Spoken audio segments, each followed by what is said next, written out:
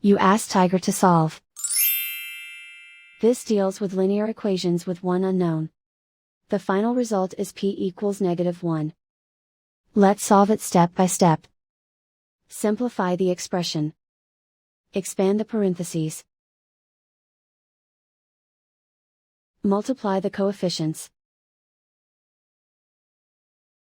Simplify the arithmetic.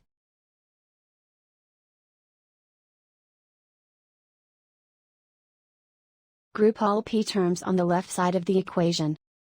Subtract 20p from both sides. Group like terms. Simplify the arithmetic. Group like terms. Simplify the arithmetic. Group all constants on the right side of the equation. Add 46 to both sides. Simplify the arithmetic.